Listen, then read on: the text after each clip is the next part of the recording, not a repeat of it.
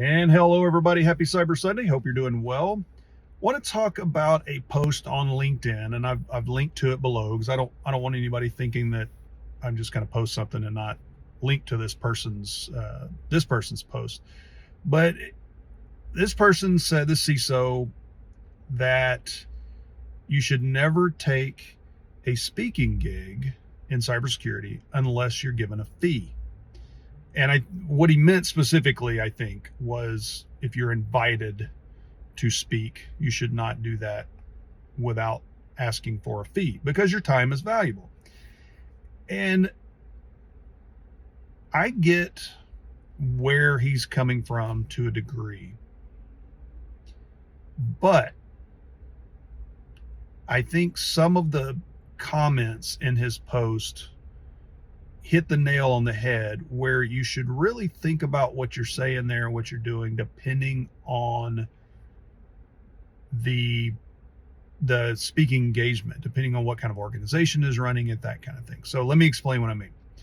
So a lot of us, it came up and I don't know this guy's background that well just from LinkedIn. I don't know him personally, so this is not me trying to slam him necessarily.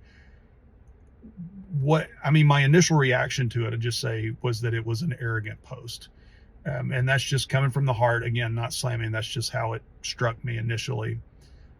But I do think there is some merit to his opinion, again, depending on the type of engagement, type of security conference or security, whatever it is. So what I mean by that is if you came up in the cybersecurity community, like from the B-sides, all of the people who put B-sides together and who do local conferences. I am one of those individuals that does HUSECCon here, obviously. You can't tell by my shirt. Those types of conferences are community conferences, and you need to be able to give back to them without expecting them to pay you something. I even say that for Black Hat, RSA, a lot of the very large cybersecurity conferences. Those still give back to the community because there's a lot of community people that go to those conferences. There's a ton of people that go to those conferences. If you're expecting a fee for all of those things, then you really, basically what you're going to do is severely hurt the cybersecurity community if everybody starts asking for a fee for those. Now, and I think most people realize if you submit with a call for papers and are accepted that way, that's going to be, you're not going to get a fee for that. But I do with HUSECCon every year. I invite several speakers to come speak, and we do pay some honorariums to our keynotes and that kind of thing, just full transparency. But we don't do that for any of our invited speakers or anybody who's outside of the keynotes or anybody who's submits on the call for papers and gets accepted, because we see that as giving back to the community. This is not one of those, hey, come speak here to get exposure type of thing. That's not what that is. It's helping the community, helping give back to the community. So the initial post struck me as arrogant when I looked at it just from that perspective. But when you look at it from the other perspective of some of these events, and it's one of the reasons I created HUSECCon, because some of these events really, really bother me, is a lot of these events are strictly like big commercials. They want a few